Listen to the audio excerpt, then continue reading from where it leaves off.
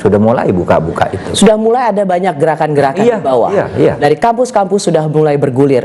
Prof Mahfud, ada kekhawatiran juga ketika situasi kemudian memanas, apakah pemilu bisa tetap sesuai jadwal?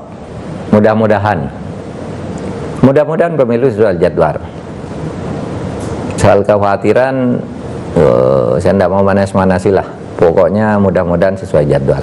Prof Mahfud, juga saya ingin tanya, sebenarnya ada orang setelah Prof Mahfud mundur, kemudian banyak pengamat yang mengatakan ini menjadi bola salju bagi banyaknya atau sejumlah menteri yang juga rasanya penting atau perlu untuk mundur. Menurut Prof Mahfud, apakah menteri-menteri yang selama ini dianggap sudah gelisah, tidak lagi melihat pemerintahan ini berjalan semestinya, itu memang akan mundur? Nggak tahu saya, terserah menterinya, karena menteri itu punya problem sendiri-sendiri. Sehingga saya tidak bisa menyarankan mereka seharusnya mundur atau mereka seharusnya bertahan. Itu setiap menteri itu sudah orang hebat-hebat sehingga tahu apakah saya perlu mundur, apakah saya punya ganjelan sesuatu kalau mundur, kalau tidak mundur, dan seterusnya. Itu biar saja, itu saya aja yang melakukan ini. Saya tidak mau nyeret-nyeret menteri lain. Apakah benar sinyalemen bahwa jika para menteri berbeda pilihan calon presiden, maka dirinya atau eselon 1 di kementeriannya itu memang langsung dipanggil aparat penegak hukum? Isu itu saya dengar di mana-mana, bukan hanya menteri, bupati juga nih. Tiba-tiba muncul kasusnya yang sudah lama, itu ada kan, dan saya tidak tahu kenapa KPK misalnya melakukan bersamaan, apakah itu kebetulan bersama apa tidak. Tapi KPK sekarang nampak lumpuh ke pejabat-pejabat yang seharusnya diperiksa gitu, bahkan ada yang dibebaskan gitu melalui pra-peradilan dan sebagainya. Sebenarnya misalnya KPK kalau udah benar yakin, sebelum pra-peradilan memutus, ajukan ya kan ke pengadilan. Tidak bisa dibebaskan oleh pra-peradilan kalau sudah masuk ke pengadilan.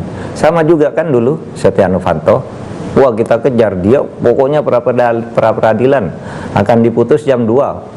Wah kita desak lah KPK, itu segera diajukan. Jam 11 diajukan ke pengadilan, jam 2-nya diputus.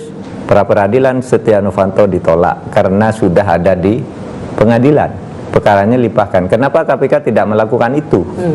Ini kan sudah lama banyak hal yang seperti itu. Nah, ini lalu menimbulkan tanda tanya, KPK ini posisinya di mana sih dalam penegakan hukum sekarang, gitu. Nah itu saya dengar. Tapi bisa saja nih pembicaraan saya dengan Rosi dipotong lagi oleh orang bahwa ada menteri dipanggil kalau tidak dukung ini. Padahal itu ada kalimat belumnya. Karena saya ditanya, saya menjawab, saya mendengar hal seperti itu. Ini menteri dipanggil, diancam, macam-macam. Itu saya mendengar seperti itu. Ada sambungannya lagi, ada depannya, ada sambungannya. Tapi saya tidak. Saya tidak pernah ditekan, tidak pernah didatangi orang, diancam untuk berbeda pendapat dengan pemerintah, tidak. Itu karena Pak Mahfud juga mengatakan, makanya jangan menjadi orang yang tertawan atau tersandera. Artinya kan ketika itu kan secara clear berarti Bapak tidak punya kasus hukum, tapi kan tidak tahu kalau yang lain itu bisa saja punya satu kasus hukum yang bisa diolah lagi atau sudah muncul lah kalau itu di media, siapanya, kasusnya apa kan sudah muncul semua di media. Itu biar menjadi diskusi publik dan kesadaran para penegak hukum aja kalau itu. Prof Mahfud, satu pertanyaan misalnya klarifikasi.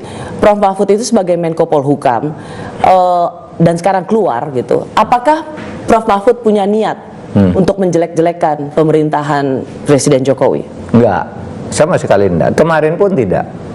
Beda dong antara menjelekkan, membotorkan rahasia dan bicara data. Kalau bicara data kan boleh aja kan, data, fakta. Saya kan selalu bicara fakta yang sudah terjadi, karena saya tidak mau berspekulasi lalu menjadi urusan hukum. Kalau saya bicara sesuatu yang jelek, saya tunjuk buktinya, kan gitu. Itu fakta pun data gitu. Jadi saya tidak akan menjelek-jelekan, tapi apalagi kalau dalam sebuah perdebatan gitu ya, sebuah diskusi, itu kan harus bicaranya data dan fakta. Apalagi sekarang musim gunting-gunting kalimat gitu. Atau mungkin saya tambahkan, dengan tidak lagi atau sudah mengundurkan diri sebagai Menko Polhukam, Prof. Mahfud akan lebih bebas mengkritik apa yang terjadi. Itu yang saya katakan, saya bisa lebih leluasa untuk menyatakan apapun yang saya lihat, kan begitu. Tentu orang yang usil akan mengatakan, dulu kamu jadi menteri kok diem aja gitu. Nah itu pertanyaan yang klasik dan agak bodoh juga. Saya bertanya Kenapa? Loh, Kan lumrah, kan saya ngapain aja Pak loh, Mahfud? ketika saya jadi menteri kan sudah jelas yang saya lakukan tuh tercatat oleh publik yang dulunya tidak dilakukan orang lain, iya kan? Iya kan? Loh, saya sambil ngomong tapi juga sambil melakukan hal-hal seperti itu, kan gitu. Oleh sebab itu yang begitu-gitu ya biasa. Kita tenang-tenang aja.